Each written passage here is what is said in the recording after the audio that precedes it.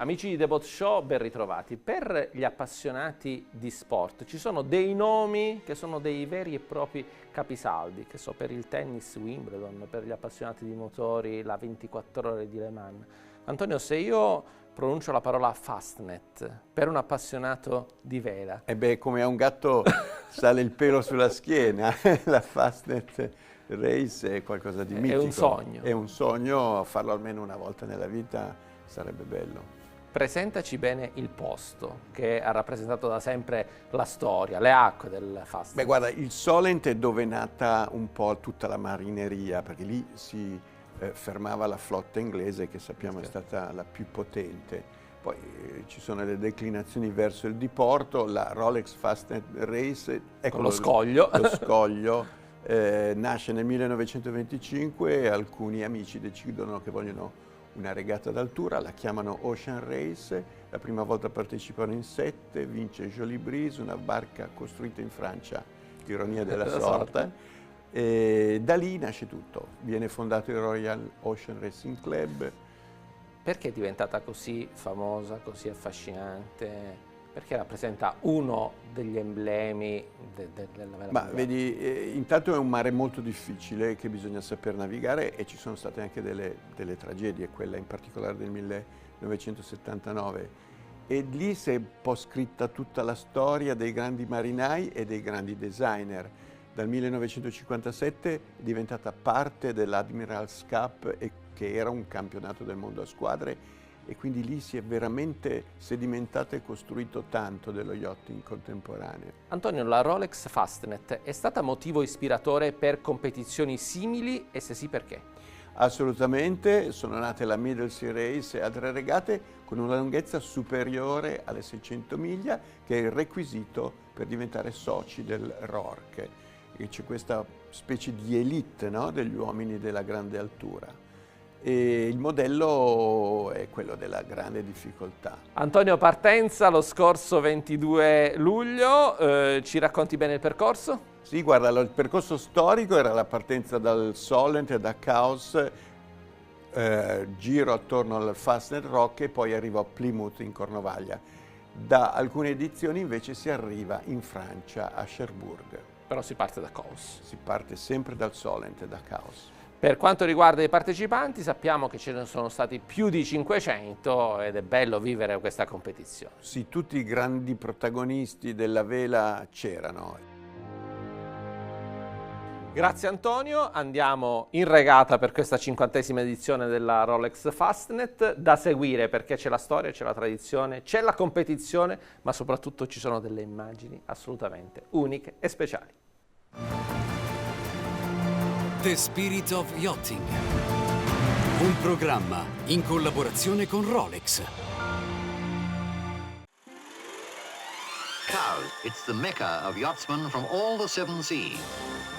Perhaps the most glamorous event is the 605-mile Fastnet race, the most exacting test of all for yachts and their crews, particularly if the weather forecast is on the stormy side. Even our cameras are in for a rough trip. Some things never change. The cameras may be different, but the challenge is not. The challenge is absolutely the same. But one thing that hasn't changed is the Fastnet Rock. It's special, and I couldn't tell you why. The weather also has a familiar feel. Yeah, the sea state was bad. There's no denying it. And it still attracts crews from all over the globe. People come back because there's a siren call to go to the Fastnet Rock. It's a milestone year. Strap yourself in for the Rolex Fastnet Race's 50th edition.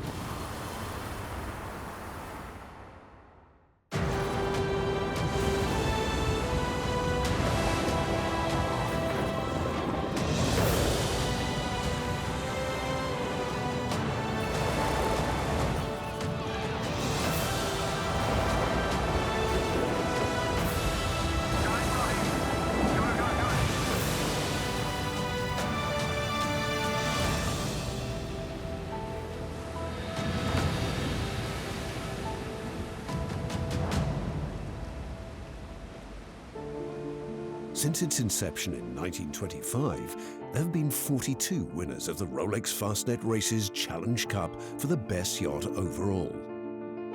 Sunrise 3 owner Tom Neen is one of them, the latest in a long line of sailors captivated by the event and its origins. What springs to mind when I look at these beautiful original documents is that the guys competing in that race must have been completely mad. They had no idea what they were in for, and yet that first group have created something life-changing for thousands of people. I'd love to meet them now and show them what it's become, and also ask, what were you thinking? Because it's a big deal what they did and what they've created.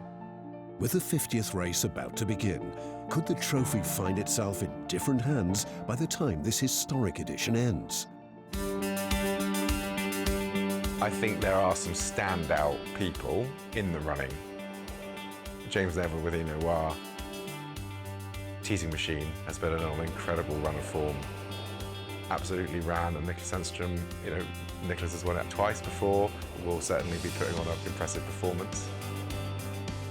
My goal is to continue our approach of winning our class and putting on a good performance against other boats that are similar size, and if it transpires that a Class 1 boat is the winner of the Rolex Fastnet race this year, then I hope that that's us. Even without the entries yet to arrive from France, Cowes marinas are rammed and rafted, leaving only the Royal Ocean Racing Club's 50th edition celebration dinner guests still to be accommodated. Ahead of the assembled fleet is the long beat along the south coast of England and across the Celtic Sea to Fastnet Rock off the Irish mainland. Then follows the dash back to the Scilly Isles before the final, potentially tricky miles to Cherbourg. Among the younger sailors tackling the course this year, some for the first time, is the crew of Andrasta. Their entry is supported by the Royal Ocean Racing Club's Griffin Fund, an initiative designed to help aspiring offshore talent gain the experience and expertise to run their own campaigns. Griffin has just broken down so many barriers. It's the first time I've been able to sail on a boat that is a race boat, and Griffin has just allowed us to understand how a race boat operates. It's a big step up from amateur sailing. I guess the difference between kind of the racing we'd all done before and offshore is the preparation and the organisation and the teamwork and communication. Getting processes down has been probably the hardest thing. With potentially boat-breaking conditions forecast, Andrasta's crew are under no illusions about the size of the challenge before them on the eve of the race. It is a bit scary. We know what's going to happen, but we kind of don't. We've never sailed a race this long before as a team, so we are kind of going into the unknown and fighting some pretty strong winds. But we do get on well as a team, and we have had a lot of practice, so I reckon we're definitely set up and ready for it. You'd be crazy not to be slightly intimidated when you're going offshore. There's a lot that can go wrong and there's a lot that can go well. We've prepared as well as we can. Our boat's ready. I think we're all mentally ready, and it's just understanding that you have to react to what comes.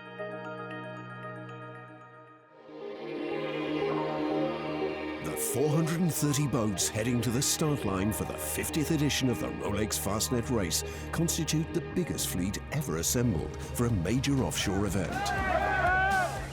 Over 3,500 sailors from 32 nations, the event's founders would be staggered. First away are the multi-hulls, the two Ultimes, SVR Lazartigue and Banque Populaire 11, carving their way to the front. Also dispatched early to avoid clashes with slower boats are the foiling Immoca 60s, not competing under IRC, but creating a spectacle all of their own. Next away are the Class 40s in a 22-strong maritime stampede.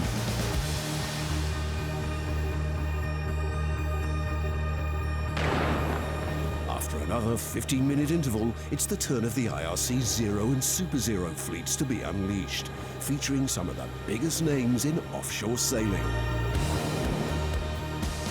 The strong southwesterlies, combined with an ebbing tide, are reminders of conditions 2 years ago. Only worse. The gusts are higher, visibility lower. and it's off Hurst Castle that it all kicks off. The issues that happen in the Hurst Narrows is that you get a very narrow stretch of water, so the water speeds up. There's quite a high tide for this race, so there's a lot of water moving east to west. And we also have 25 knots of wind blowing the opposite direction.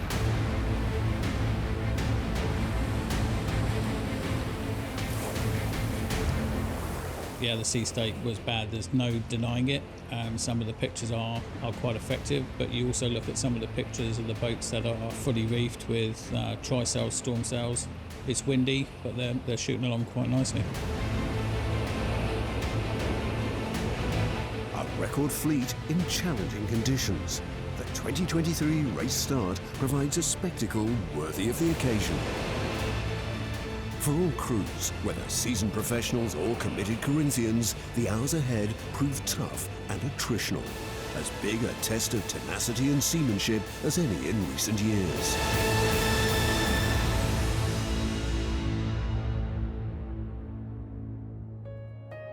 "430 yachts left to the 50th edition of the Great Adventure, a stark contrast to the first in 1925, when just 7 made it to the start line.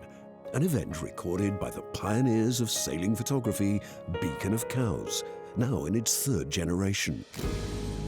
My grandfather, Frank Beacon, thought, I can't draw, I can't paint, but I will use this new invention called photography and try and capture these beautiful yachts sailing past on the Solent.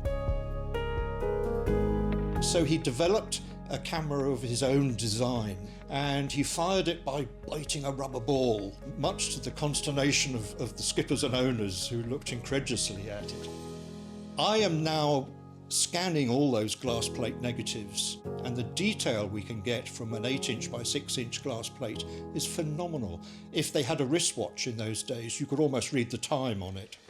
Among the plate glass negatives in the archive is Frank's shot of the Jolie Breeze, the pilot cutter that won the first Fastnet, a place in race history secured by the first and foremost family of sailing photographers. Frank Beacon was in his early 40s at the start of the first Fastnet race, and to him it was just another race. He was very frugal with film and only took about half a dozen photographs because there were only about half a dozen entrants. The first 10 hours of the 50th race are characterized by big seas and wind speeds in excess of 40 knots. The fleet had at least been warned. The good thing with the forecast, if anything, crews were more prepared in the end. There was a lot of talk amongst the pro crews of preserving the boat, preserving the crew in the first 12 hours, and then getting into what turned out to be a pretty tactical race. Expected as they are, the conditions are pushing some yachts to breaking point. 74-foot classic Stormvogel is just one of the boats monitoring developments elsewhere. Mayday yacht, this is Southern Coast Guard. What's the nature of your distress, over? We've had a major structural failure to the deck on a 52-foot racing yacht. It's cracked about 3/4 the way aft on the port side. No water ingress at the moment. It's one of many calls to the Coast Guard from yachts requesting assistance, one of which, the two-handed Vari, later sinks. Her crew are recovered safely, and all other incidents, including 4 dismastings, are also dealt with successfully. But the list of yachts either retiring or seeking sanctuary in ports along the south coast is growing rapidly. Si dice che la distanza più breve tra 2 punti sia una linea retta. Ma in una rotta nautica intervengono fattori impossibili da controllare.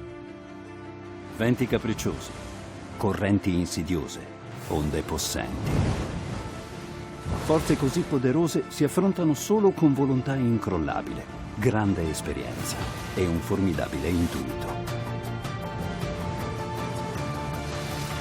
Per perseguire i traguardi più ambiziosi, per trovare le risorse più nascoste, con passione, con furia e con umiltà. Quindi la rotta che ti porta da dove sei a dove vuoi arrivare. non è mai una linea retta. Eppure, il più delle volte, è quella giusta.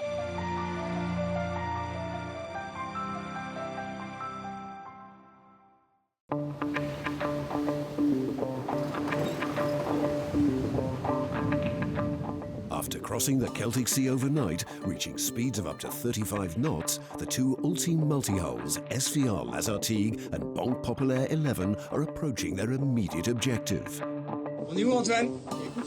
Fastnet Rock. Having established a 15-mile lead by skirting the Casquettes traffic separation scheme to the north when their rivals went south, Francois Gabar's crew are first around the iconic turning mark just after 8:15 on the morning of day 2. Banque Populaire 11 arrives some 45 minutes in arrears.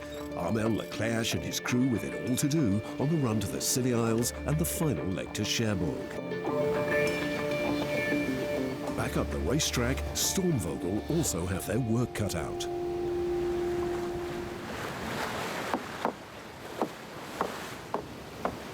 Doesn't sound really bad. Yeah, so we're going to try and cut up a bung board, drill some holes in it, get a tube of thick elastomer on the outside. We need to have a look at the structure inside. Up. We're not entirely sure if we hit a fishing buoy or a steel drum. One of the crew noticed a slight split in the very light fiberglass sheathing over the wooden hull. It's crushed like 6 frames. Whoa. It has cracked all the way through. We're going to try and do a repair, and I need to do the outside on this tack, the inside. We're going to tie through some lengths of timber to these stringers and force them out as strong as we can. The assessment at that stage is to seal it, stop moisture getting in, and structurally she's fine, so we continue on. Stormvogel's built for it. Indeed, Stormvogel is no museum piece, but a robust, well-crafted, out-and-out racer. As radical in her day as the foiling Immoca 60s now contesting line honours alongside her. Stormvogel is effectively the world's first maxi. Nobody had built a race boat of that size, and she went on to take line honours in more races than any boat that I can think of. Sydney Hobart, Cape to Rio, Fastnet race, Transpac, China Sea race. I can't think of any other boat that has that pedigree. Commissioned in 1960 by Dutch plywood manufacturer Kees Bruinzeel, the product of not one but 3 naval architects, Stormvogel was built in just 8 months in Stellenbosch, South Africa, the first large light displacement yacht capable of surfing downwind at high speeds. Created to contest the 61 Fastnet, she duly won it. Stormvogel is a special machine because only people that have come sailing with us understand how quickly she can move. We surf at up to 21 knots. So it's got a special feeling for me, of course, and for many people of the sailing community. Stormvogel in the 2021 Rolex Fastnet race was 7th overall, which is remarkable for a boat of her age, and she is still capable of getting that high performance in this, the 50th edition. Mid-afternoon on day 2, and Lucky, the former Rambler 88, still leads the race for monohull line honours, but only just. Not far behind are the leading Immoca 60s, Johan Richom's Paprec Arkea and the brand new Massif Santé Prévoyance, skippered by Charlie Darlin, barely hindered by their deficit in waterline length. Jeremy Bayou's Chachal also stalks the leading group. The four-way dispute looks set to endure. In the hours that follow, the Immocas head further north in search of better breeze, hugging the coast of Southern Ireland on the approach to Fastnet Rock.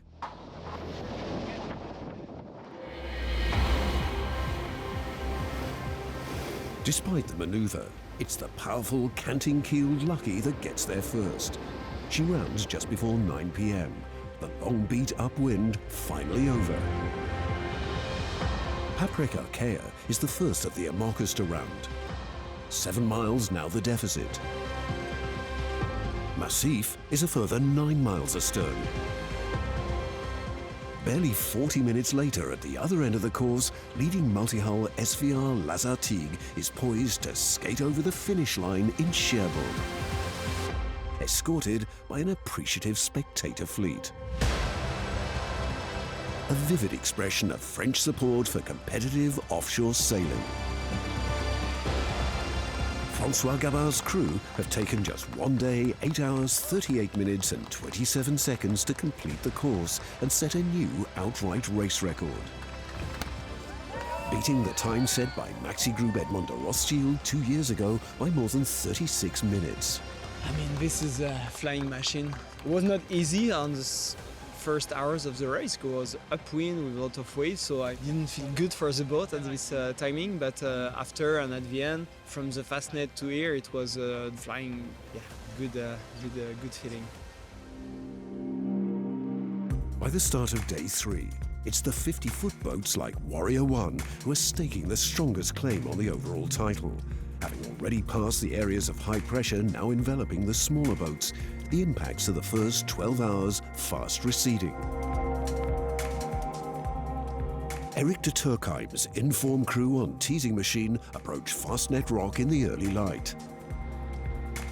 James Neville's new Khaki 45 Ino Noir rounds an hour later. Both were strongly tipped pre-race and trail the IRC Zero class leader Caro by just a few minutes on corrected time, with Wind Whisper and Team Yayo also contenders for podium places.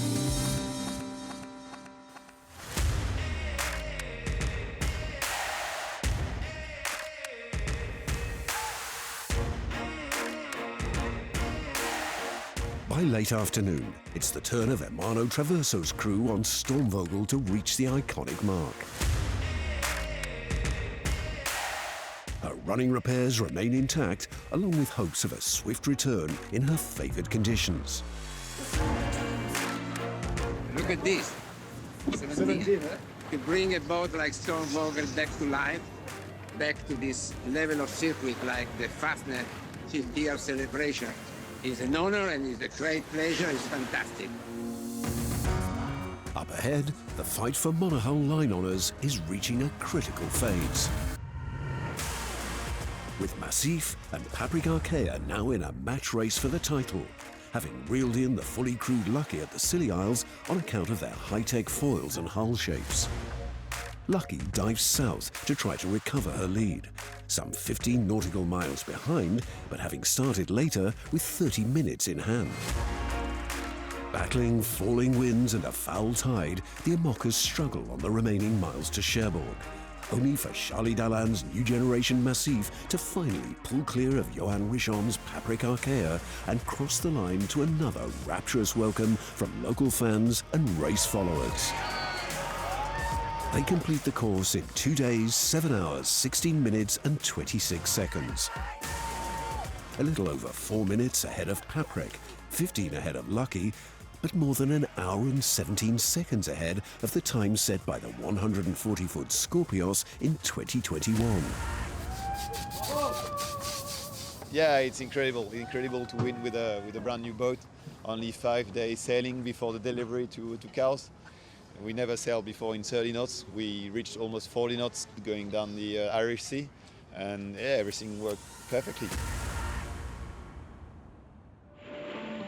Among the 167 boats, over a third of the fleet, now heading home prematurely, is Andrasta, her campaign cut short by electronics failure. Our instruments decided to turn off. We got a bit of water over the deck and down below. Big wave!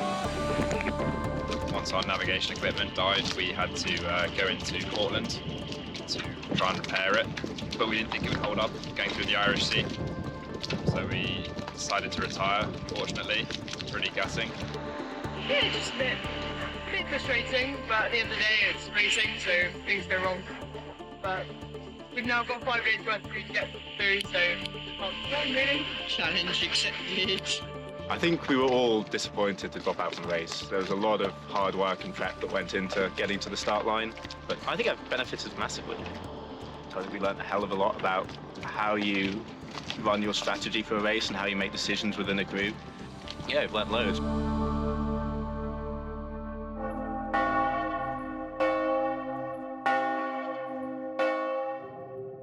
The news is more positive in Cherbourg, at least for the owner of a boat-in 52 from Switzerland.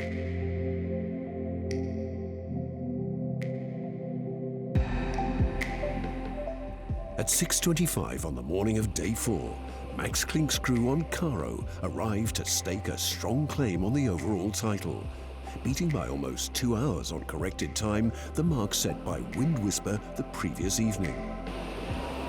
Our goal was to try and win our class and beat all the bigger boats around us and save our time on boats like Warrior 1 and Teaser Machine. We saw the 65s and Lucky slow down on the way into here yesterday afternoon, so we got out a few chocolate bars and worked extra hard. It's a privilege to come and sail the Rolex Fastnet race, and hopefully we've done enough to maybe end up with the trophy. When winds drop over large areas of the course in the hours that follow, the stream of finishers slows until a southwesterly arrives the following day. When Stormvogel, later placed a remarkable 11th overall, is among the boats to arrive. Guys, we beat Teaser Machine! Tom Needon's Sunrise 3 crew finish one place ahead of them after a creditable defence of their overall title. Even now, conditions for some are by no means comfortable or the breeze reliable, and when they do finally finish, crews arrive fatigued but fulfilled. Crossing the line is an amazing feeling. It's so brilliant feeling that you accomplish this with your whole team. Yeah, it's really great experience.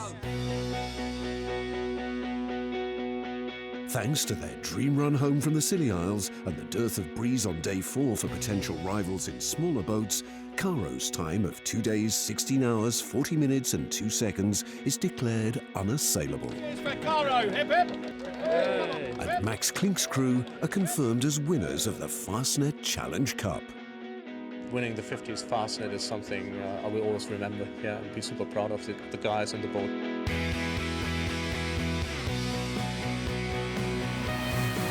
With local hero Charlie Dalin and crewmate Pascal Bidegoury on hand to collect their monohull line honours trophies at the official prize giving, French fans return home proud too. So ends the memorable 50th edition of the Rolex Fastnet race. Who's to say there won't be 50 more? Next time on Spirit of Yachting, we head to Barcelona for the Rolex TP52 World Championship.